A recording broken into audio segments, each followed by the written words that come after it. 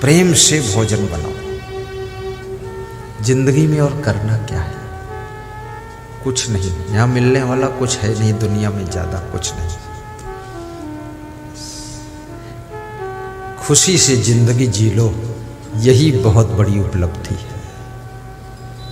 प्रेम से रह लो, यह बहुत बड़ी उपलब्धि है। सबको प्रेम की दरिया में डुबा दो, ये बहुत बड़ी उपलब्धि है। सबकी गम खा लो, सह लो, अपने संगठन को टूटने मत दो, परिवार की एकता और प्रेम को बना रहने दो। बस संसार में इसी में सुख है। राग द्वेष मत फैलाओ, ईर्ष्या भी मत करो किसी से, कुछ भी मिलने वाला नहीं। दिल के अंदर यदि ईर्ष्या है, राग द्वेष है, शांति नहीं मिलेगी। ईर्षु घृणी न संतुष्टा, क्रोधनो नित्य संकिता, पर भाग्योप जीवी च खड़ेते नित्य दुखिता। यद्रच्छा लाभ संतुष्टो द्वंद्वातीतो विमत्सरा, समा सिद्धाव सिद्धोपि च कृत्वापि न निबद्धते। ईर्ष्या की आग में रात दिन जलने वाले लोग कभी सुख चैन नहीं पाते। जो दूसरों की उन्नति देख करके प्रसन्न होता है और दूसरों को दुखी देख करके जिसका मन दुखी हो जाता है, पद्म पुराण का ऋषि कहता है वो साक्षात धरती का हरि भगवान होता है, वो भगवत स्वरूप होता है और भगवान कहीं अलग नहीं होता है। जो दूसरों की खुशी में खुश होता है और दूसरों के दुख में द्रवित होता है, ये भगवान का गुण होता है, यही भगवत लक्षण होता है।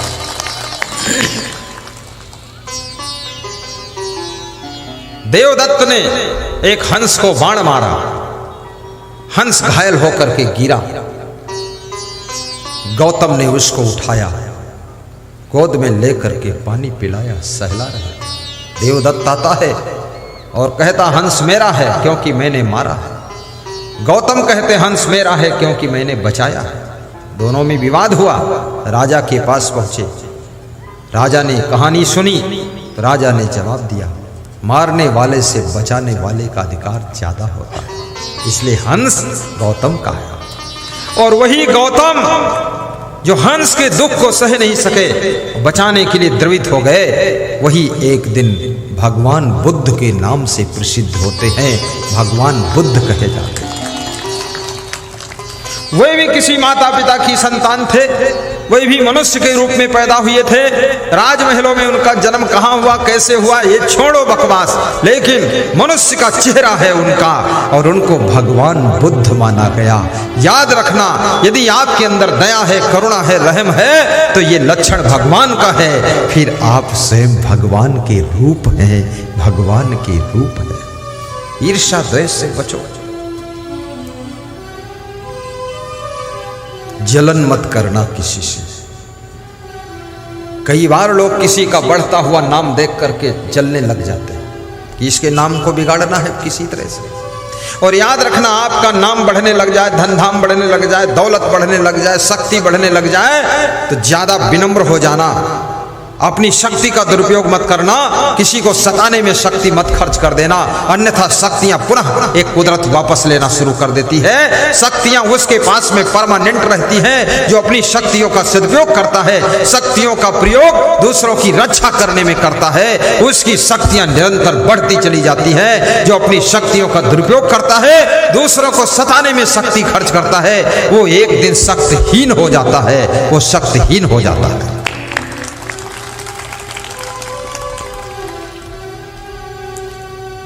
आपन तेज सम्हारो आपे, गाइए।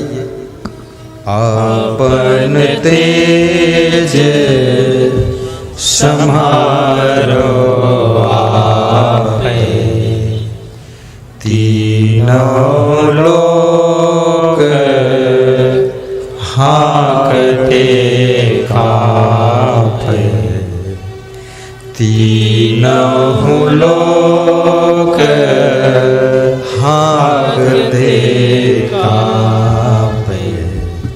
आपन तेज हनुमान चालीसा की चौपाई है, दोहराइए, 3 बार दोहराइए, सब महिलाएं भी गाएं।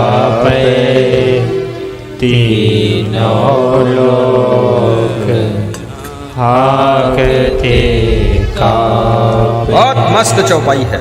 अपना तेज, आप पास कौन कौन तेज है, वो तेज तुम संभाल नहीं पाते, तेजहीन हो जाते हो। तेजस्वी बनो, तपस्वी बनो, ओजस्वी बनो, यशस्वी बनो, कीर्तिमान बनो। आपके पास वाणी का तेज है, दृष्टि का तेज है, आपके पास में बुद्धि का तेज है, आपके पास में चरित्र का तेज है, आपके पास में सुंदर स्वभाव का तेज है। इस तेज को संभालो, कहीं इस माया मोह के संसार में आपका स्वभाव बिगड़ न जाए, वाणी बिगड़ न जाए, चरित्र बिगड़ न जाए, कहीं आचरण खो न जाए, और कहीं आपकी तेजस्विता छीड़ न हो जाए। अपन तेज संभालो। आप हनुमान चालीसा कहती है, अपनी वाणी के तेज को भी संभालिए। आपकी वाणी, ये गाली दे दे करके वाणी तेजहीन हो जाती है, इसलिए गालियां मत बको, कोई फायदा नहीं। कितनी स्त्रियां तो अपने पतियों को भी गाली देती है, और पति से कहती हैं, ये मर गया, नाश काटा और गेहूं काटा और भूसा उठाया। फालतू बात बोलती। कितने पुरुष भी इतने क्रोधी हैं, अपनी पत्नी को बहुत गाली देते हैं। तो याद रखना, गाली मत दो। जैसी पत्नी है वही तुम्हारे भाग्य में थी।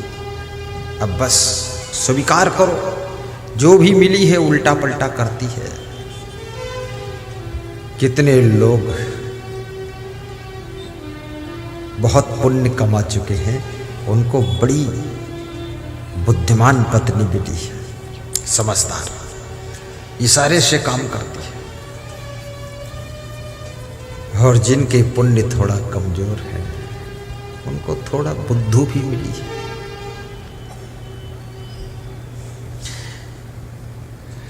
चाय मांगते हैं तो गिलास में ला कर देती है, और पानी मांगते तो कप में ला कर देती है।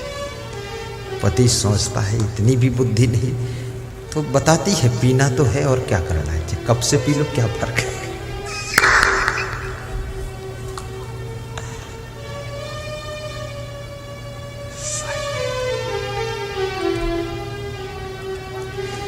बुद्धिमान पति मिल जाए तो समझो कोई जन्म का पुण्य था।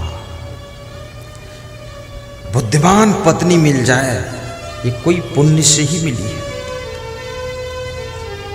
बुद्धिमान बेटा मिल जाए, माँ बाप का पुण्य है। बुद्धिमान शिष्य मिल जाए, विवेकवान शिष्य, वैराग्यवान शिष्य, गुरु का कोई जन्म का पुण्य है। और सुयोग्य गुरु मिल जाए, वैराग्यवान गुरु, तेजस्वी गुरु, ओजस्वी गुरु, ज्ञानी गुरु, ध्यानी गुरु, सदाचारी गुरु, जितेंद्री गुरु, ऐसा गुरु जो कल्याण का काम कर दे शुरू, ऐसा मिल जाए गुरु, तो समझ लो पूर्व जन्म का बहुत ढेर पुण्य था, इसलिए ऐसा गुरु मिला।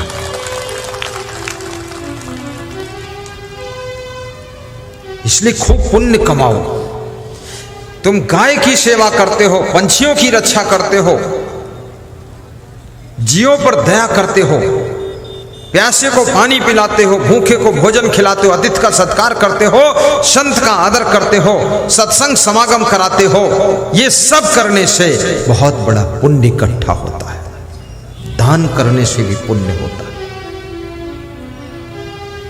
किसी के दुख को दूर करते हो तो पुण्य इकट्ठा हो जाता है। हमारे पास में एक माता जी आई पिछले गांव में, बोली मेरी चैन खो गई, गले की चैन। तो मैंने ऐसा फूल उठाया, उनके सिर पे लगाया। हमने कहा माता जी दुखी मत होना। तो वे अपना बटुआ खोलने लगी और बटुआ से 100 रुपये निकाल कर दान दे। हमने कहा माता जी चैन खो गई और फिर भी 100 रुपये दान दे रहे हो। बोले ये 100 रुपये के दान से इसी पुण्य से दूसरी चैन मिल जाएगी। तो हमने कहा आप ज्यादा दुखी नहीं हैं? बोले आपके ज्ञान से दुख नहीं हो रहा है, दुख नहीं हो रहा। तो मैंने कहा आशीर्वाद है, मिल जाएगी चैन, मिल जाएगी। याद रखना, माताओं बहनों से नम्र निवेदन करूंगा, जब सत्संग में आया करो, सोने चांदी के गहने घर में सुरक्षित रख करके तब आया करो। सत्संग में आओ, गुरु जी की माला पहन लो। वहाँ दुकान पर, साहित्य की दुकान पर गुरु की लाकेट वाली माला बिक रही है, खरीद लो 10-10 माला, पहन लो 1-1 माला और कुछ घर वालों को पहनाओ जा करके, वही शोभा देता है। और दूसरा निवेदन है, जब गुरु जी को प्रणाम करने आओ, आशीर्वाद लेने आओ, तो लाइन लंबी लगा लो, धक्का मुक्का मत करो, एक के पीछे एक, बारी बारी प्रणाम करते जाओ, गुरु जी का आशीर्वाद लेते जाओ। फट से इधर सामने निकलते जाओ, साइड से आओ और सामने निकल जाओ। एक दूसरे को छुओ मत, धक्का मत मारो। गुरु जी जाएंगे कहाँ? चारों तरफ से आपके बीच में घिरे हैं गुरुदेव, जा कहाँ सकते? 10 मिनट ज्यादा लगेगा, फर्क क्या, धक्का नहीं मारना। लेकिन माताओं बहनों में एक विशेषता होती है, ये धक्का मारती भी है और धक्का खाती भी है। और तब इनको अच्छा लगता है कि 2-4 धक्का लगे, बड़ा अच्छा लगा। नहीं, धक्का मारो भी मत, धक्का खाओ भी मत, शांति से, नियम से आना चाहिए। गुरुदेव के निकट से दर्शन कर लो, चुपचाप उतर जाओ। हमारे ऊपर फूल वूल मत डालो, हाँ ऊपर नहीं डालो, वो तो पत्थर की मूर्ति होती है, उसके ऊपर डाला जाता है। ऐसे तुम मेरे ऊपर डालोगे, कोई दूध ला के डाल दे, कोई पानी चढ़ा दे, कोई बेलपत्र चढ़ा दे, कोई चावल डाल दे, ये नहीं, ऐसा नहीं है। गुरु जी के सामने टेबल लगा, उस पर रख दीजिए, बस हम ले लेंगे वहां से, सब मिल जाएगा गुरु जी को। और गुरु जी के चरण भी मत छू, नहीं, चरण नहीं छूना है। तो फिर गुरु जी को हाथ जोड़कर बोलना है, साहेब बंदगी, निकल जाना। तो क्या छूना है? गुरु जी के आचरण छू लेना है। आचरण, सुंदर स्वभाव, सुंदर चरित्र और सुंदर वाणी और सुंदर ज्ञान, ये सब गुरु जी का छू लो। और छू लो नहीं, इसको ले लो, और ले लो नहीं, जीवन में उतार लो, और उतार लो, बिल्कुल गुरु के जैसे तुम भी बन जाओ। जिससे गुरु जी तुम्हारे कभी ना बीड़ी पीते, ना दारू पीते, ना पान खाते, ना पुड़िया खाते, ना तमाकू खाते, तुम भी सब छोड़ दिया, बस त्याग। अरे मेरे गुरुदेव नहीं खाते, मैं कैसे खाऊंगा? आचरण ले लो, गुरु जी का आचरण, और गुरु जी का ज्ञान सीख लो, दूसरों को ज्ञान भी सुनाओ। तेजस्वी बनो, आपकी वाणी भी ओजस्वी होनी चाहिए। आप राजनीति करते हो, ओजस्वी वक्ता बनो।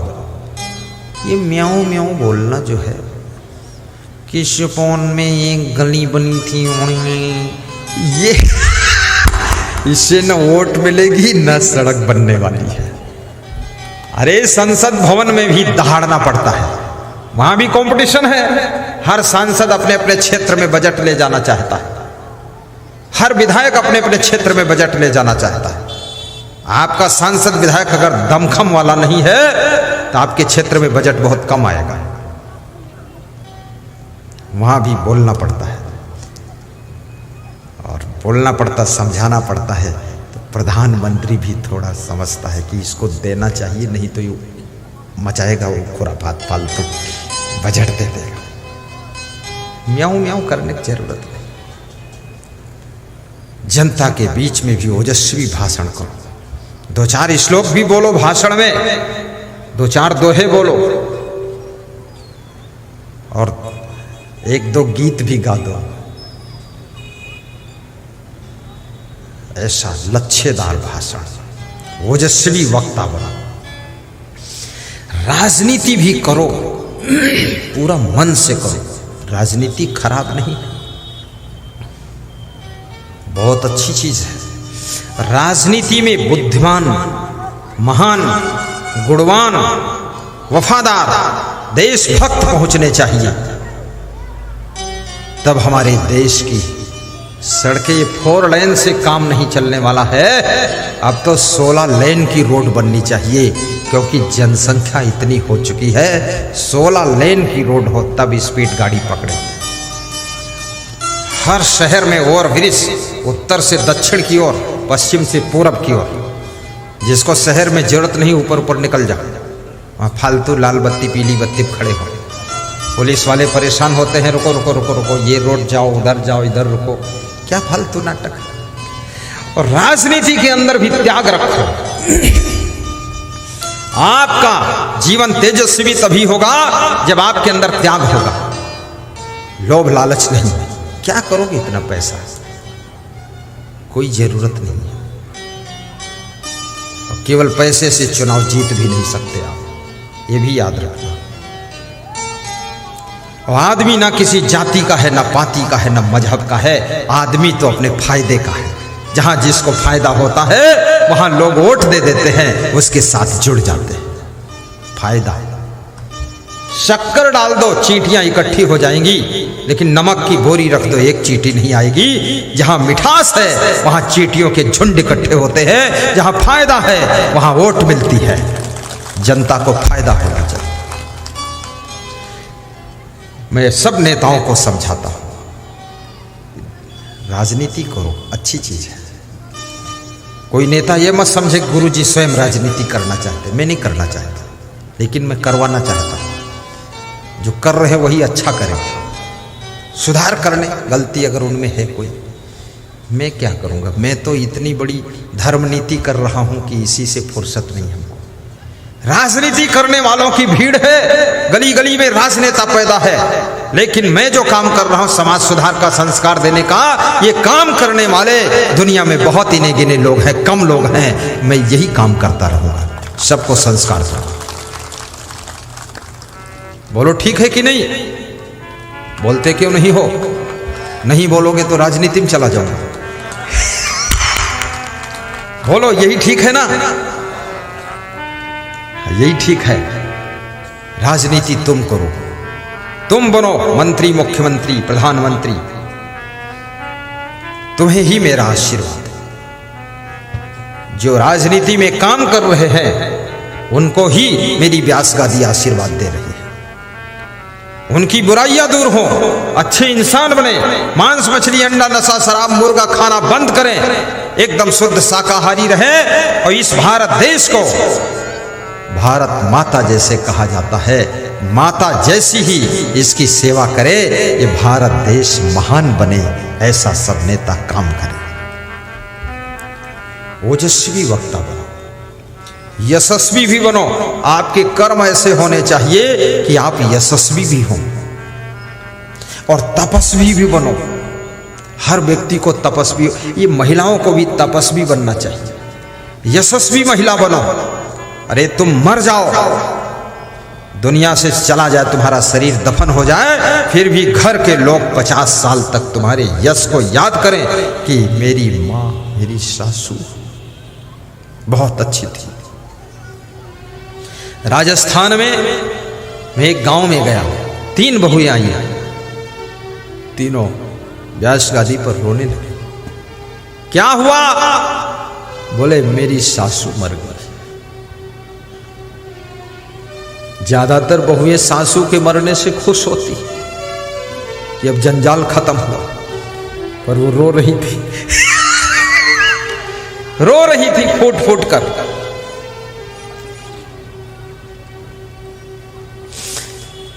मैंने कहा सासू मर गई, सासू के प्रति तुम्हारा प्रेम नहीं मरा?